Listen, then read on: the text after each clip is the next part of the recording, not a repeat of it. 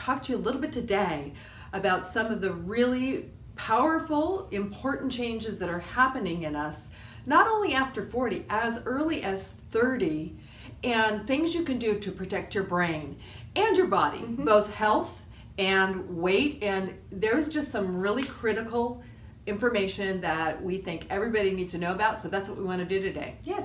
Well, there is research and studies out there. We all have heard as we get a little bit older, we probably have a lower tolerance for starches and carbohydrates, but the latest research is actually showing that that literally starts at age 30.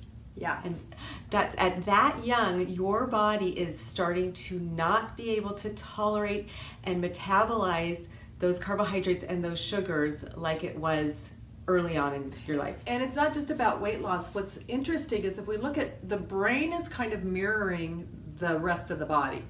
And by the way, I don't know if you know this, but 25% of all the calories you need every day are actually expended by the brain. It's that metabolically active.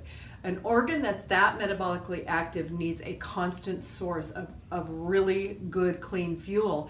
And the reality is it's glucose. Now, it's not that you're eating a ton of sugar, it's that your body's converting the foods that you eat into glucose, and it needs that constant source. But just like after 30, your carbohydrate threshold comes down for your body, your brain is also potentially becoming, like many people, insulin resistant. It's not getting the glucose into the cell the way it used to. But there's a great solution. Yes, there is, and it's one that we use in a lot of our recipes, and that is coconut oil, extra virgin coconut oil. Right.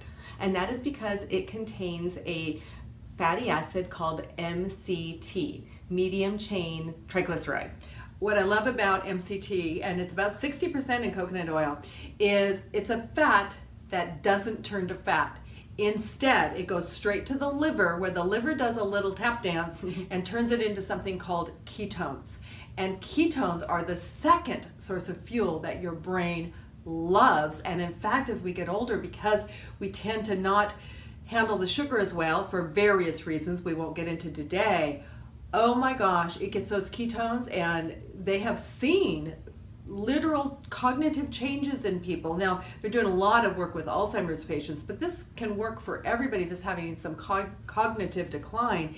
In minutes, like 30, 60, 90 minutes, a person could take a test, fail it completely, and then actually pass the test. Now, I just want to bring a caveat on there, because coconut oil, having this great fat in your diet is very beneficial. However, if you are adding it as an addition to your diet and not cleaning up the rest of your diet, meaning processed packaged foods, a lot of high glycemic starches and grains, then it's going to not have the same beneficial effect. In fact, it might even work in the opposite. And by the way, I don't know if you've heard this, but they're calling Alzheimer's type 3 diabetes. Yes. So there are so many good reasons to bring the grains, the starches down. We're not talking about those completely carbohydrate-free diets, complete ketogenic diets they call them.